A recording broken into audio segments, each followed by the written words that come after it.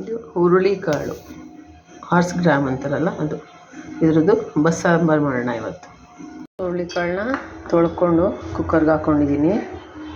ಈಗ ಅದಕ್ಕೆ ನೀರನ್ನು ಸ್ವಲ್ಪ ಉಪ್ಪು ಹಾಕಿ ಒಂದು 3 ವಿಷಲ್ ಹೊಡೆಸ್ಕೊಳ್ಳೋಣ, ನೀಟಾಗಿ ಬೇಯೋಕ್ಕೆ.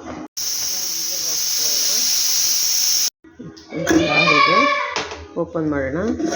ಕೊಂಚ ಕಾಳೆಲ್ಲ ನೀಟಾಗಿ ಬೆಂದಿದೆ ನೋಡಿ, ಈ ಥರ ನೀಟಾಗಿ ಬೇಯಿಸ್ಕೊಳ್ಳಿ.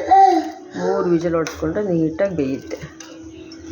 ಓಕೆ, ಮಸಾಲ, ಸಾಂಬಾರು ಪುಡಿ, ಅರಿಶಿನ, ಇದು ಬೆಳ್ಳುಳ್ಳಿ, ತೆಂಗಿನಕಾಯಿ, ಅರ್ಧ ಈರುಳ್ಳಿ, ಅರ್ಧ ಚಮಚ ಜೀರಿಗೆ, 4 ಕಾಳು ಮೆಣಸು, ಬೇಯಿಸಿದಂಥ ಹುರುಳಿಕಾಳು ಸ್ವಲ್ಪ ತೊಗೊಂಡು ಎಲ್ಲ ಮಿಕ್ಸಿ ಮಾಡ್ಕೊಳ್ಳೋಣ.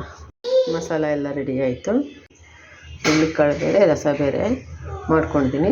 ಈಗ ಇದನ್ನು ಒಗ್ಗರಣೆ ಮಾಡ್ಕೊಳ್ಳೋಣ. ಒಗ್ಗರಣೆಗೆ ಹಾಕೋಣ. ನೋಡಿ ಇಷ್ಟು ದಪ್ಪ, ಒಂದು ಹೆಬ್ಬೆರಳು ದಪ್ಪ ಹುಣಸೆ ಹಣ್ಣು ಒಂದು ಬೌಲಲ್ಲಿ ನೆನೆಸಿಟ್ಕೊಳ್ಳೋಣ. ಸ್ಟವ್ ಮೇಲೆ ಪಾತ್ರೆ ಇಟ್ಟು 1 ಸ್ಪೂನ್ ಎಣ್ಣೆ ಹಾಕೋಣ. ಎಣ್ಣೆ ಕಾದ್ಮೇಲೆ ಸ್ವಲ್ಪ ಸಾಸಿವೆ, ಕರಿಬೇವು ಹಾಕ್ತಾಯಿಲ್ಲ, ಕರಿಬೇವು ಹಾಕಿದರೆ ಚೆನ್ನಾಗಿರುತ್ತೆ. ಇಲ್ಲಿಂದ ಬೆಳ್ಳುಳ್ಳಿ ಗೆಜ್ಜಿಟ್ಕೊಂಡಿರೋ ಅಂಥ ಬೆಳ್ಳುಳ್ಳಿ ಹಾಕಿ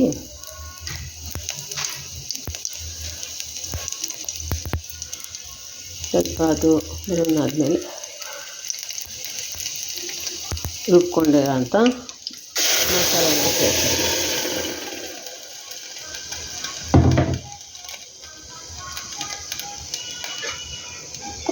ಮಸಾಲ ಎಲ್ಲ ಸ್ವಲ್ಪ ಕುದಿ ಬರಲಿ.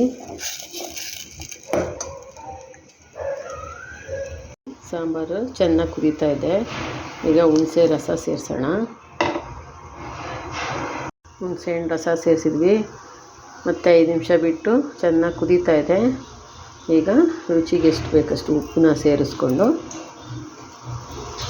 ಒಂದು 5 ನಿಮಿಷ ಬಿಟ್ಟು ಸ್ಟವ್ ಆಫ್ ಮಾಡೋಣ.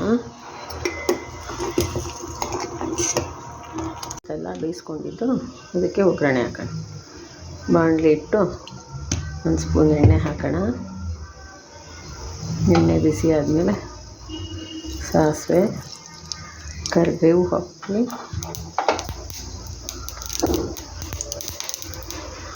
ಗ್ರೀನ್ ಚಿಲ್ಲಿ, ಬೇಡ ಅಂದವರು ಕೆಂಪು ಮೆಣಸಿನ್ಕಾಯಿನೂ ಹಾಕೋಬೋದು.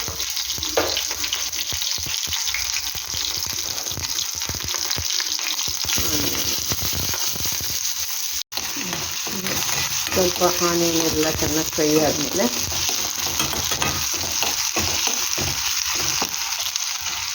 ಬೇಯಿಸಿಟ್ಕೊಂಡಿರೋ ಅಂಥ ಹುರುಳಿಕಾಳನ್ನ ಸೇರಿಸಿ